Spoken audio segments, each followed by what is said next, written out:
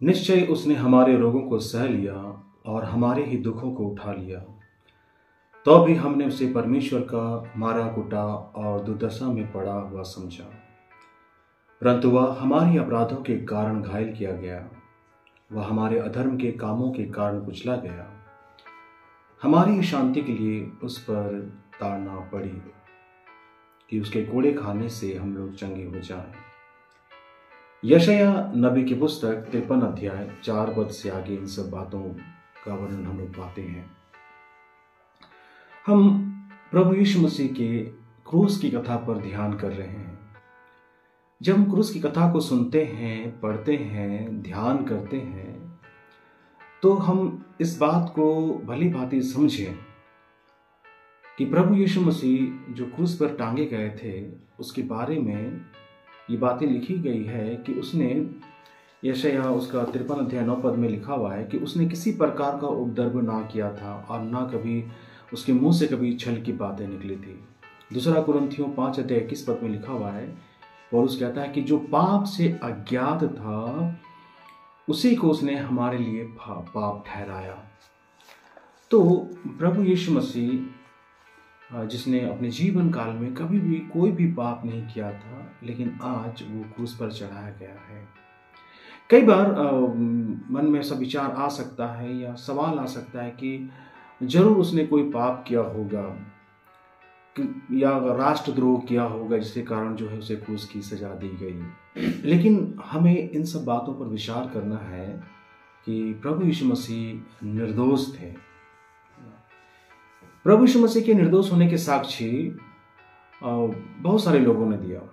आज हम उन लोगों के बारे में वर्णन करेंगे।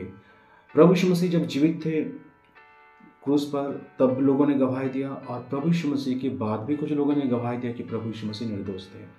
तो आइए हम लोग देखें कि बाइबल क्या कहती है। इसमें वे लोग हैं जो प्रभु यीशु मसीह के विरोधी थे, वो चाहते थे कि यीशु मसीह मर जाए या उनके रास्ते से हट जाए। ऐसे लोग गवाही दे रहे हैं ना, तो उनका गवाही तो हमारे लिए अनमोल होगा ना। चलिए हम लोग देखते हैं। सबसे पहला गवाही मत्ती रचित सुसमाचार 27 अध्याय में हम लोग पाते हैं। जो प्रभु यीशु मसीह को जो व्यक्ति पकड़वाया, उसका नाम था यहूदा इस्करियोती, जो प्रभु यीशु मसीह का एक खास चेला था। प्रभु यीशु मसीह इस पर विश्वास करते थे, अपने चेलों को बड़ी प्यार करते थे और उसे खजांची बनाया था। पैसों का थैला उसके पास होता था, लेकिन वो लालची व्यक्ति था। वो कई बार थैले से पैसा निकाल लेता था, और चूंकि यीशु मसीह के बैरी यीशु मसीह को मार डालना चाहते थे, लेकिन यीशु मसीह को कैसे पकड़े, क्योंकि वो हमेशा हजारों की भीड़ यीशु मसीह के साथ रहती थी। लेकिन यहूदा इस बात को अच्छी तरह से जानता था कि कब यीशु मसीह फ्री होते हैं, मतलब कब एकांत में जाते हैं, प्रार्थना करते हैं, वो जगह कौन सा होता है। इस बात से यहूदा भली भांति अवगत था। उसने जब यीशु मसीह के बैरियों ने, फरीसियों ने उसके पास आकर यहूदा को बोला कि हमको यीशु मसीह को पकड़वा दो, तो 30 चांदी के सिक्के में वो राजी हो गया।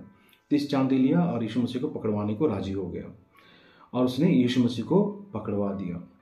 उसने सोचा कि यीशु मसीह पर मुकदमा होगा और फिर केस चलेगा, ऐसा अपने जहाँ तक वो सोच सकता था सोचा। लेकिन वो कभी भी नहीं सोचा था कि यीशु मसीह को मृत्युदंड की सजा दी जाएगी।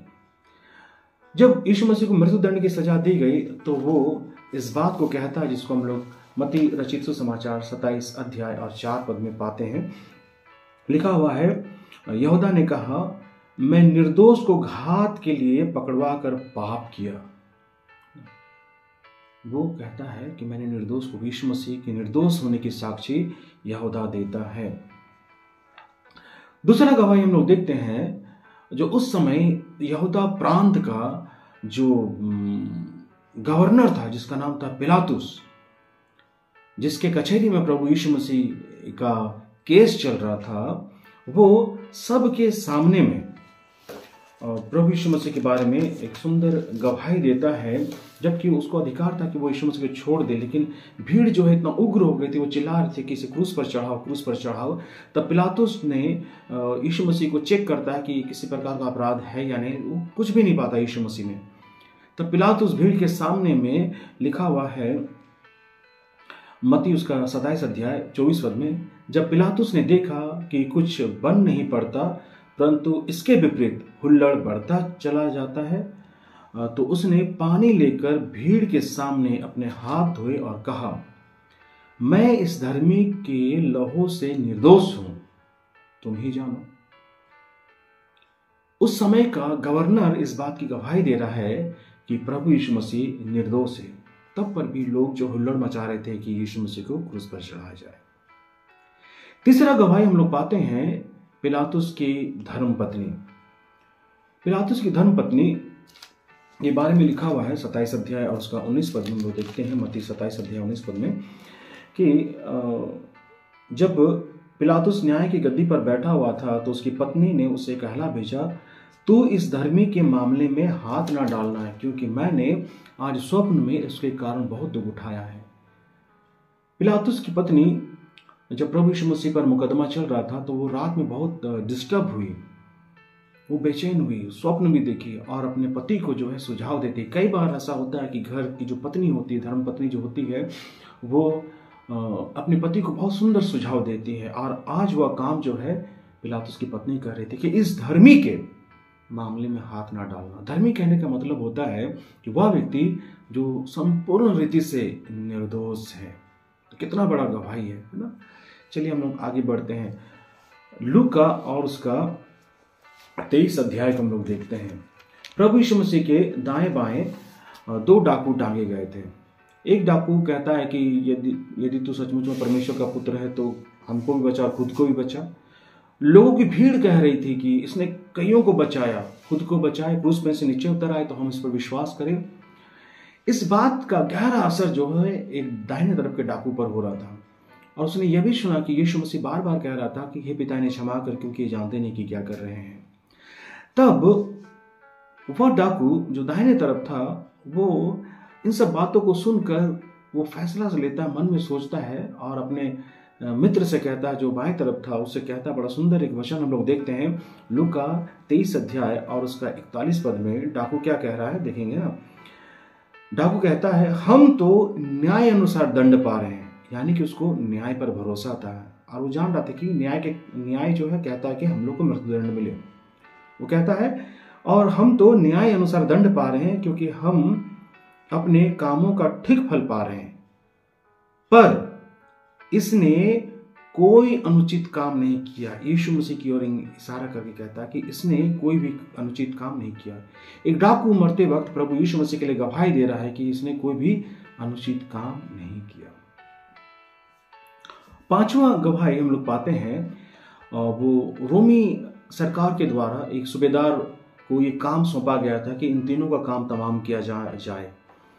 और जब वो उसके देख रेख में सब काम हो रहा था, प्रभु यीशु मसीह क्रूस पर चढ़ाया गया। जब प्रभु यीशु मसीह ने अपना प्राण त्यागा तब सूबेदार जो है यह कह उठता है, जिसको हम लोग पाते हैं लूका 23 अध्याय और उसका 47 पद में, सूबेदार ने जो कुछ हुआ था देख कर परमेश्वर की बड़ाई की और कहा, निश्चय यह मनुष्य धर्मी था। कितना बड़ा गवाही है ना। जिसने प्रभु यीशु मसीह को मौत के घाट उतारा वो व्यक्ति गवाही दे रहा है कि निश्चय यह व्यक्ति धर्मी था। तो क्रिस्त में मेरे प्रियो, मेरे अजीजों, प्रभु यीशु मसीह के बारे में उसके प्रियों ने या बैरियों ने या सूबेदार ने गवाही दी कि यह निर्दोष व्यक्ति है, तब पर भी यीशु मसीह क्रूस पर मारे गए। ये सवाल है कि क्यों? निश्चय उसने हम सबों के पापों का बोझ अपने ऊपर उठा लिया।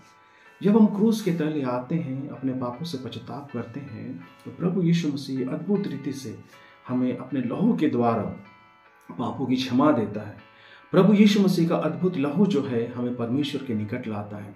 प्रभु यीशु मसीह का अद्भुत लहू जो है हमें पापों से प्रायश्चित देता है और प्रभु यीशु मसीह का लहू जो हमें शुद्धता और पवित्रता प्रदान करता है। इसलिए प्रभु यीशु मसीह का लहू जो है हम सबों के लिए बहुत महत्वपूर्ण है। उसका लहू जो है हम सबों के जीवन को आशीषों से परिपूर्ण करता है। यीशु सहाय।